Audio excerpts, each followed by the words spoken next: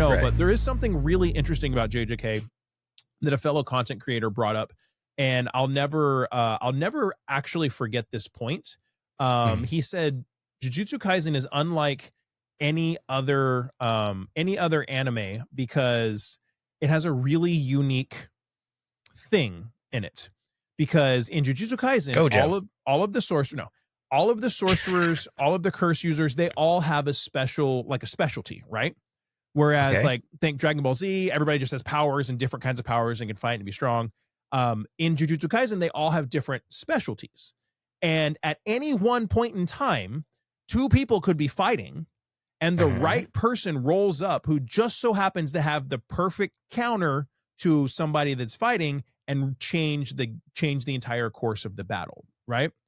It's not something that's typically seen in anime where like everybody has these special like focuses on their abilities, and the right person paired against the right person can be the difference between someone super overpowered winning or not winning, right? We saw this in season 2 with Nobanai versus Mahito.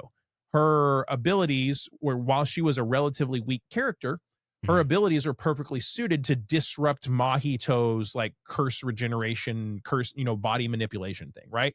Where Mahito is incredibly powerful, and she's not super duper powerful, but what her ability does was the perfect counter to Mahito, right? And so you see that a lot in the culling game, and if they do it right, it'll be cool.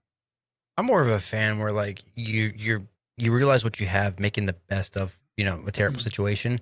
I mean, if you want to put it into perspective, like My Hero, they're using their abilities to their fullest. When it comes to what is it, the wrong way to use healing magic and all, not the real wrong cool way, show. like that.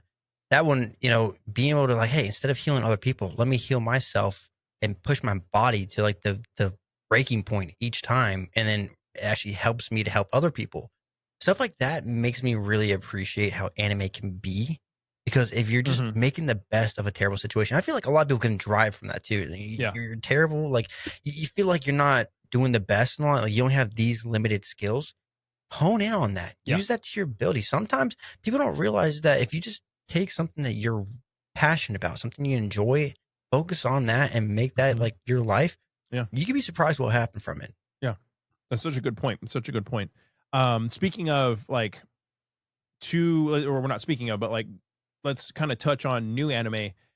Two anime that are out that I think are doing awesome things. Are Gachiakuta and Tougen Anki for different reasons. Okay. Are you watching both of them still? Okay, hold on. I already know we're gonna go with Tougen Anki. Do we really need to say it, Will? Do we need to say it? They brought in the tsundere mommy, and it was like, dude, it was the biggest shock, but it was also kind of awesome. I'll say both of those, and we can kind of tie both of those into what I had to say, because hey, Gachiakuta, and also when it comes to Tougen Anki, even though I haven't currently watched it, but I know exactly what you're talking about. I think it's very cool how anime is starting, if you want to take Western, but it's just being all inclusive now. You kind of just saw certain people in anime, but Gachiakuta, they're using African American voice actors, African American characters, too. Giving that, and then you have with Tougen Anki, and you've seen a lot recently too, is that they're being more, I guess, body positive characters. Because the person that Will wants to talk about, all right, the mommy and all that, you see, she's not your cliche anime character. She's not. No. She's tsundere. Yeah. All right. She's got the blonde hair. She's tsundere, but she's not your cliche anime character. And I think that's one thing I actually appreciate anime now being more, is just like, it's not the cookie cutter. Now, does it have to be all, westernized or woke or whatever you want to call it? No, I think Japanese, and we can touch more on this later on too, but I feel like Japanese should always first and foremost appease Japanese people. Stop worrying about, anyone outside of Japan. Worry about people, because whatever you're doing right. Now, like I said, there's certain things you can probably adapt and, make it your own, but worry about your own. And I feel like that's a great thing that these two animes are doing. I'm enjoying it like crazy. I just finished the 7th episode of Gachiakuta this week, actually. Really enjoyed it. I'm about to watch episode 8. Episode 8 is coming out either when we're recording this or tomorrow. I think they I'm come not out on sure. Sundays. I think they come out on Sundays. Really? Saturdays or Sundays. I don't know. Oh, was it I don't know. then episode 7 was Yeah. that just happened. The one where Um, the one where he was finishing fighting Jabber and like Yes. yeah, yeah. Yeah. I thought it What was a really crazy cool. I character. think they're setting up. I really enjoy him actually. I really Oh, do. yeah. Jabber's a great character, and I Yeah. think there's a lot to learn from it because of the one thing I hate about anime is that they always give their secrets too soon. And Jabber is like, my right hand's poison, my left hand actually, numbs the pain. Yeah.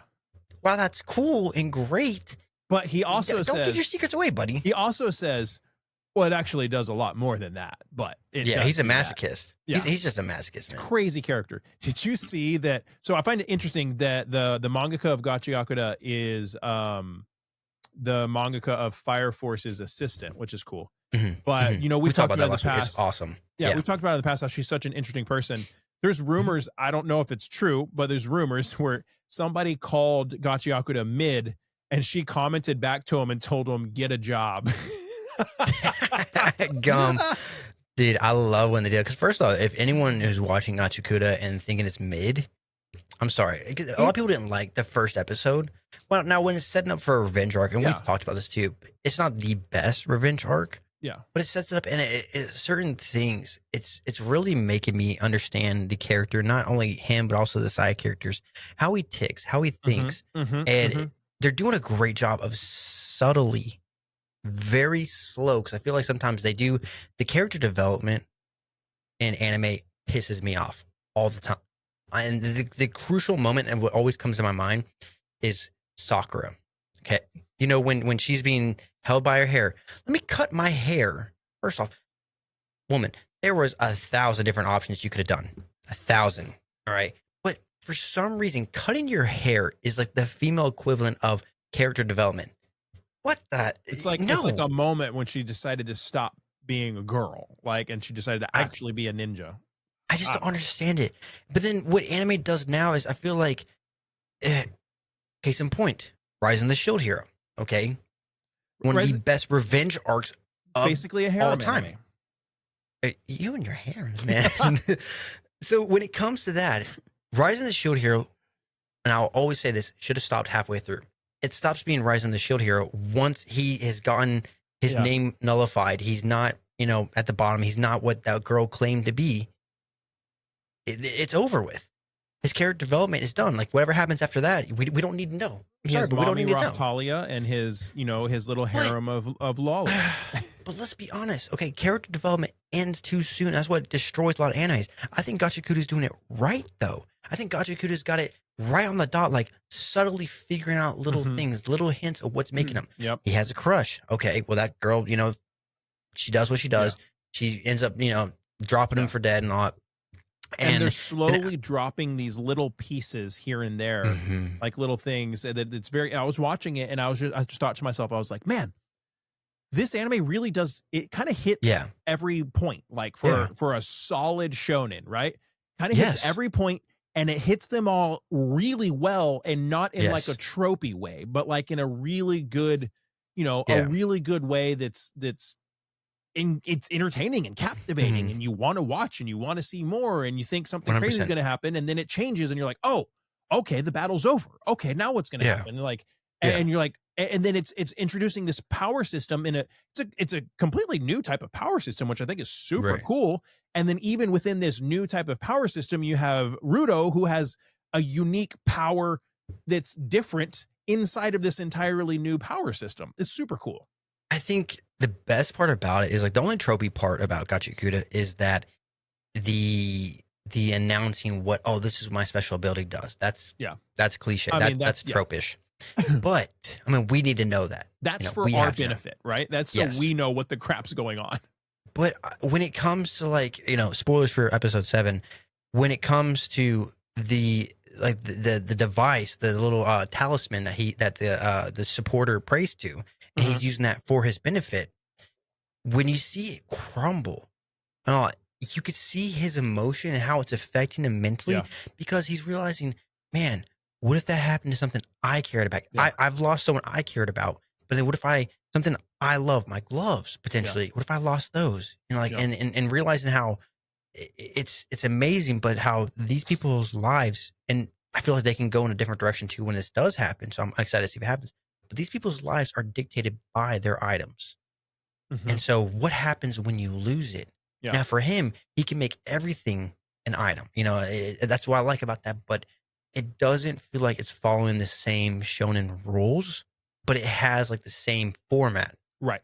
If that Right. makes sense. Right. And that's what I It think takes the format it's very and intermissed. yeah, it takes the format and it's kind of making it its own, which I think is super It's cool. got action. It's got really good animation, actually, by the Mhm. signs. Like, I actually like the way it looks and how the people are presented in that. The story is great, but also it's funny. It's Mhm. really funny, actually, dude. I'm Yeah. sorry, but I was dying laughing from the plunger scene. That had me dying for like 3 minutes. I'm just laughing the whole time. I mean, if you've not seen the movie, if you've not seen Gachiakuta, watch it. Get to the plunger scene. You understand why this anime is a great anime that's coming Yeah. out this season. But Tougen Anki, I have no idea what's going on in that. I have not started watching You it, should. but I It's good. do know about mommy in it. Yes, It's not it's not as good as Gachiakuta, but it's Okay. like Demon Slayer flipped. So you have the Oni, which are demon, like Mhm. humans with like demon lineage, and then you have the Mhm. Momotaro, which are like the demon slayers. And Okay. the Oni are kind of portrayed as the innocent party, and the Momotaro are portrayed as like the evil ones that are like Mm. really doing evil and nefarious things, but they're the ones trying to kill the deal. So it's this interesting, like flipped on its head, like who's actually the bad guy here. Right. And it's good. It's not as good as Gachiakuta, but it is kind of an interesting news story. It's fun, and I've enjoyed it so far. And this latest episode, like it's really there's this one character that's one of the students, and like they get trapped in this area and they have to fight, and so she gets kind of cornered, and Mhm. one of the other students is with her, and she tells him like, hey, go hide, I'll protect you.